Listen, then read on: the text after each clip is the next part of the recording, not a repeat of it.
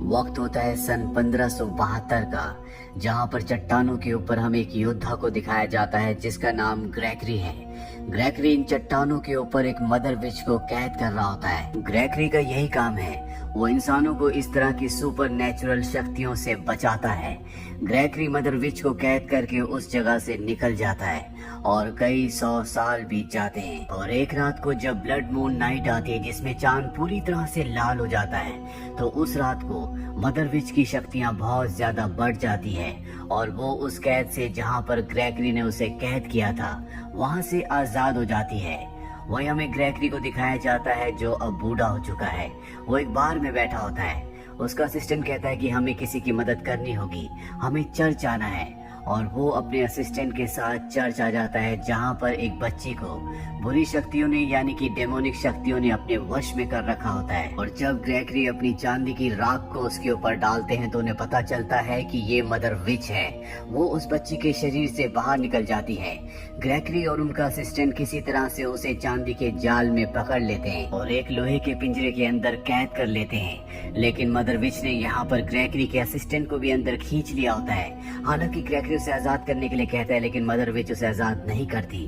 Gregory पिंजरा नहीं खोल सकता क्योंकि मदर विच यहाँ से आजाद हो जाएगी और वो ग्रेगरी के असिस्टेंट को मार देती है। इसके बाद ग्रेगरी उस पिंजरे को आग लगा देते हैं, लेकिन यहाँ पर मदर विच की शक्तियाँ पहले से बहुत ज्यादा बढ़ चुकी है, इसीलिए वो पिंजरा तोड़कर वहाँ से निकल जाती है। इसके बाद ग्रेगरी एक दूसरे आदमी के पास जाते हैं जिसका नाम टॉम है। टॉम को बहुत वक्त से अजीब अजीब से विजन्स आ रहे होते हैं और अब ग्रेगरी टॉम के पिता के पास जाते हैं और उसे सोने के सिक्के देकर कहते हैं कि टॉम को मैं अपने साथ काम करवाना चाहता हूँ। टॉम भी ऐसा ही चाहता है। दरअसल टॉम 7 सन ऑफ 7 सन है, यानी कि वो 7वें बेटे का 7वां बेटा है। और पौराणिक शक्तियों के हिसाब से 7 सन ऑफ 7 सन के पास बहुत ही अलौकिक शक्तियां होंगी। इसीलिए ग्रेगरी चाहता है कि टॉम उसके साथ काम करे। टॉम भी ग्रेगरी के साथ काम करना चाहता है। जाने से पहले टॉम की मॉम उसे एक स्टोन देती है और कहती है कि इसे हमेशा अपने गले में पहन कर रखना। वही हमें मदर विच को दिखाया जाता है जो कई 100 सालों के बाद अपने पुराने किले में पहुंचती है, जिसकी हालत बहुत ज्यादा खराब है। वो पूरी तरह से खंडर बन चुका है। यहाँ पर मदर विच की बहन भी होती है जिसे ग्रेगरी ने यहीं पर कैद किया होता है। सबसे पहले वो अपनी बहन को आजाद करके उसे दोबारा से जवान बना देती है और इसके बाद वो अपने किले को पहले जैसा कर देती है। वही हमें ग्रेगरी और टॉम को दिखाया जाता है जो मार्केट में होते हैं और ग्रेगरी कुछ सामान लेने के लिए टॉम को कहता है। टॉम जब सामान लेने के लिए जाता है तभी वो वहाँ पर एक लड़की को देखता है जिसे कुछ सिपाहियों ने पकड़ा हुआ होता है। दरअसल वो इसे मारने के लिए जा रहे हैं। टॉम ने इस लड़की को कई बार पहले भी अपने विजन्स में देखा है, इसीलिए सिपाहियों के पास जाता और कहता है कि मैं ग्रेगरी के साथ काम करता हूँ, मैं उसका असिस्टेंट हूँ, तुम्हें इसे छोड़ना होगा। ये कहने पर वो लोग उस लड़की को छोड़ देते हैं। टॉम उस लड़की से उसका नाम पूछता है, लेकिन वो उसे अपना नाम नहीं बताती और कहती है कि मेरे बारे में ग्रेगरी को कुछ मत बताना। यहाँ से निकलकर वो मदर विच के महल में जाती है, जहाँ हमें पता चलता है कि ये मदर विच की बहन की बेटी है, इसका नाम एलिस है। वही हमें टॉम, ग्रेगरी और उसके खास आदमी को दिखाया जाता है जो सब के सब अब ग्रेगरी के घर जा रहे हैं। ग्रेगरी के घर पहुंचने के बाद यहाँ पर टॉम को पता चलता है कि ग्रेगरी फैल्कन ग्रुप का एक आखिरी सदस्य है। फैल्कन ग्रुप वो ग्रुप था जो इंसानों को बुरी शक्तियों से यानी कि सुपर नेचुरल पावर से बचाती थी और अब उस ग्रुप का आखिरी जो मेंबर, आखिरी योद्धा है, वो और कोई नहीं बल्कि ग्रेगरी है। ग्रेगरी बताता है कि जल्द ही ब्लड मून दोबारा आने वाला है और अगर ऐसा हुआ तो मदर विच को उसकी सारी शक्तियां मिल जाएंगी। पिछली बार जब ऐसा हुआ था तो उसने तबाही मचाई थी और अब मैं नहीं चाहता कि दोबारा तबाही मचे, इसीलिए हमें उसके किले में जाकर उसे पकड़ना होगा। अब रात को जब टॉम सो रहा होता है तभी उसे कमरे के दरवाजे के बाहर से किसी की आहट आती है और जब वो दरवाजा खोलता है तो वहाँ पर एक योद्धा आता है जिसे विच ने भेजा है। वो उसके ऊपर हमला करके उसे मारने वाला होता है कि ग्रेगरी वहाँ पर आ जाता है और उस योद्धा को खत्म कर देता है। ग्रेगरी को देखकर बिल्कुल अच्छा नहीं लगता कि टॉम उससे लड़ नहीं पाया। वो उससे नाराज होकर जा रहा होता है, लेकिन तभी टॉम उसकी तरफ तलवार फेंकता है। दरअसल टॉम का निशाना बहुत ही अच्छा है जो देखकर ग्रेगरी को अच्छा लगता है और वो उसे मदर विच के और भी साथियों के बारे में बताता है। अगले दिन ये किले की तरफ निकल पड़ते हैं ताकि मदर विच को मार सके, लेकिन इससे पहले कि ये किले तक पहुंचते यहाँ पर कुछ सैनिक आकर इन्हें पकड़कर वापस शहर ले आते हैं, जहाँ पर सैनिकों ने एक मॉन्स्टर को पकड़ा होता है जो अपना रूप बदल सकता है और ग्रेगरी को इसे मारना है।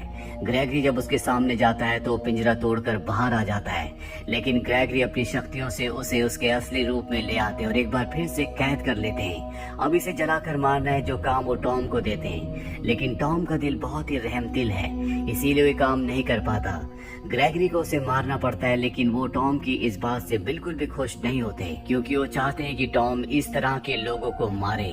वही हमें एक बार फिर से एलिस को दिखाया जाता है, जो इनके आसपास ही होती है। दरअसल उसे टॉम और ग्रेगरी के ऊपर नजर रखने के लिए भेजा गया होता है, पर जब भी वो टॉम के पास होती है तो वो उसके टूवर्ड्स अट्रैक्ट होती है। टॉम भी उसे पसंद करता है, लेकिन वो अपनी असलियत टॉम को नहीं बताती। अब रात को जब टॉम सोता है तो एक बार फिर से उसे अजीब अजीब से विजन्स आते हैं, जिन विजन्स में वो देखता है कि मदर विच ने ग्रेगरी को मार दिया है, जिसके बाद पूरी दुनिया जलना शुरू हो जाती है। अगली सुबह ग्रेगरी टॉम को अपने पास बुलाता है। दरअसल ग्रेगरी को पता चल चुका है कि टॉम किसी विच को पसंद करता है, उससे प्यार करता है। वो उसे अपनी कहानी बताता है, कहता है कि मैं भी कुछ 100 साल पहले किसी विच से प्यार करता था, पर जैसे जैसे वक्त बीतता गया वो विच अपने असली रूप में आना शुरू हो गई। उसने लोगों को मारना शुरू कर दिया, इसीलिए मुझे उससे दूर होना पड़ा। और वो विच और कोई नहीं बल्कि मदर विच है। जब मैंने किसी और लड़की से शादी कर ली तो उसने अपना दिमागी आपा खो दिया और उसने मेरी पत्नी को मार दिया, साथ ही वो मासूम इंसानों को भी मार रही थी। इसीलिए एक बार फिर से मुझे उससे प्यार का नाटक करना पड़ा, और जब मुझे मौका मिला तो मैंने उससे कैद कर दिया। जिस लड़की से तुम प्यार करते हो, जिसका नाम एलिस है, वो भी एक विच है, और मैं नहीं चाहता कि जो मेरे साथ हुआ है वो तुम्हारे साथ भी हो। और अभी दोनों के दोनों मदर विच को मारने के लिए उसके किले की तरफ निकल पड़ते हैं, और तभी एक बहुत बड़ा मॉन्स्टर जो कि मदर विच के लिए काम करता है इनके ऊपर हमला कर देता है। अपनी जान बचाने के लिए दोनों के दोनों पानी में कूद जाते हैं। मॉन्स्टर भी पानी में कूद जाता है और टॉम उसके ऊपर चढ़कर उसे अपनी तलवार से जख्मी कर देता है। आगे बहुत ही बड़ा झरना होता है, जिस झरने से गिरने के बाद उस मॉन्स्टर की मौत हो जाती है, लेकिन टॉम बच जाता है। अब उसके सामने एक दूसरी विच आती है जिसके पास तलवार है, और इससे पहले कि वो टॉम को तलवार से मारती, उसकी तलवार टॉम के गले में जो लॉकेट होता है जो उसकी मॉम ने उसे दिया था उस पर टच होता है, जिसे देखकर वो पूरी तरह से हैरान हो जाती है। वो कहती है कि ये मदर विच का है, और ये बात बताने के लिए वो यहाँ से मदर विच के पास चली जाती है। ग्रेगरी देख कर कि किस तरह से टॉम ने उस मॉन्स्टर को मारा था और किस तरह से वो विच उससे भाग गई, बहुत खुश होता है। वो टॉम को बताता है कि तुम्हारे गले में जो लॉकेट है, जो स्टोन है, ये विचेस अपने पास रखती है, और ये मदर विच का था, लेकिन किसी दूसरी विच ने उससे चुरा लिया था, जिसके बाद उसकी शक्तियाँ बहुत कम हो गई थी, और इसी वजह से मैं उसे कैद कर पाया था। ये सब बातें सुनने के बाद टॉम को समझ में आ जाता है कि उसकी मॉम भी एक विच है, और उन्होंने मदर विच का स्टोन चुराया था। वही मदर विच को जब पता चलता है कि उसका स्टोन टॉम के पास है, तो वो अपने साथियों के साथ शहर के ऊपर हमला कर देती है। यहाँ पर टॉम की मॉम भी होती है, जो अपने परिवार के साथ यहाँ से भाग रही होती है, लेकिन अब उसे लगता है कि उसे शहर को बचाना होगा। वो मदर विच के एक साथी को मार देती है। मदर विच उसे देख लेती है और पहचान लेती है कि इसी ने कई 100 साल पहले उसका लॉकेट चुराया था, और अब वो उसे मार देती है, और अब भी उसे उसका शक्तिशाली लॉकेट वापस नहीं मिला होता। इसीलिए वो अपनी बहन की बेटी एलिस से कहती है कि तुम्हें टॉम के पास जाना होगा, और उसके पास जो मेरा लॉकेट है उसे मेरे पास वापस लाना होगा। इसके बदले में टॉम की जान को बख्श दूंगी। और अब एलिस टॉम तक पहुंच जाती है, और जब वो उसके करीब होती है तो वो उसके लॉकेट को चुरा लेती है, पर इससे पहले कि वो लॉकेट लेकर यहाँ से निकलती, ग्रेगरी यहाँ पर आ जाता है, और वो एलिस को पकड़ लेता है, क्योंकि वो एलिस को मारना चाहता है, क्योंकि वो एक विच है। पर इससे पहले कि वो ऐसा करता, टॉम एलिस को भगा देता है। अब टॉम देखता है कि उसका लॉकेट गायब है, जिससे ग्रेगरी को बहुत गुस्सा आता है। साथ ही टॉम को इस बात पर विश्वास हो जाता है कि एलिस भी दूसरी विचेस की तरह है, वो भी एक बुरी विच है। और अब यहाँ पर मदर विच के बहुत सारे लोग आ जाते हैं, जो टॉम, ग्रेगरी और ग्रेगरी के वफादार साथी के ऊपर हमला कर देते हैं। ये तीनों के तीनों उनसे लड़ते हैं, लेकिन वो बहुत शक्तिशाली है, इसीलिए टॉम को और ग्रेगरी के वफादार साथी को ऊपर खाई से नीचे फेंक दिया जाता है, और ग्रेगरी को बंदी बना लिया जाता है। टॉम और ग्रेगरी का जो वफादार साथी होता है, दोनों के दोनों जिंदा होते हैं। टॉम बेहोश होता है, इसीलिए उसे एक बार फिर से विजन्स आते हैं, जिसमें उसकी मॉम उसके पास आती है और बताती है कि मैं भी एक विच थी, लेकिन सभी विचेस बुरी नहीं होती। मैंने विच क्राफ्ट को छोड़ दिया और तुम्हारे पिता से शादी कर ली। तुम सिर्फ 7 सन ऑफ 7 सन नहीं हो, बल्कि तुम एक बहुत ही स्ट्रॉन्ग विच के बेटे भी हो, और तुम मदर विच को हरा सकते हो। वही मदर विच को दिखाया जाता है जिसके पास अब लॉकेट है, और आज ब्लड ब्लड मून की रात होती है और जैसे जैसे ब्लड मून की रोशनी लॉकेट के ऊपर गिरती है, मदर विच की शक्तियाँ वापस आना शुरू हो जाती है। उसके पास ग्रेगरी भी होता है और ग्रेगरी को अपनी शक्तियों से वो अपने वश में करना शुरू कर देती है। वहीं एलिस को पता चल जाता है कि मदर विच ने उसके साथ धोखा किया है, उसने टॉम को मरवा दिया, इसीलिए वो उसके गले से लॉकेट को खींचकर निकाल देती है, जिससे उसका पूरा का पूरा प्रोसेस रुक जाता है, जिससे ग्रेगरी भी उसके वश से आजाद हो जाता है। मदर विच को बहुत गुस्सा आता है, वो ड्रैगन के रूप में आकर एलिस को मारने के लिए आगे बढ़ती है, लेकिन एलिस की मॉम जो कि विच है, जो कि मदर विच की बहन है, वो नहीं चाहती कि मदर विच उसकी बेटी को मार दे। अब जब वो अपनी बड़ी बहन से लड़ रही होती है, तभी यहाँ पर मदर विच का एक दूसरा सिपाही एलिस को मारने वाला होता है, पर अब टॉम भी यहाँ पर पहुँच चुका है, जो उसे मारकर एलिस को बचा लेता है। वही ग्रेगरी को दिखाया जाता है, जिसे मदर विच का एक दूसरा साथी मारने की कोशिश कर रहा होता है, लेकिन ग्रेगरी उसी के हथियार से उसे मार देता है।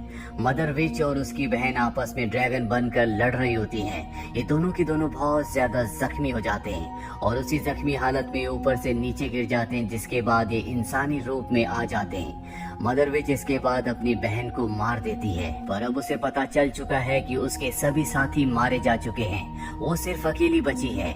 ग्रेगरी उसके सामने होता है, वो ग्रेगरी को पकड़ लेती है, पर इससे पहले कि वो ग्रेगरी को मारती, वहाँ पर टॉम आ जाता है, जो दूर से उस पर निशाना लगाकर उसे मार देता है और इसके बाद उसके पूरे किले को आग लगा दी जाती है और इस तरह से मदर विच और उसके सभी साथियों का खात्मा हो जाता है। ये सब के सब यहाँ से निकल जाते हैं, जिसके बाद ग्रेगरी टॉम के काम से खुश होकर उसे एक फैल्कन योद्धा बना देता है, यानी कि अब वो एक फैल्कन योद्धा है।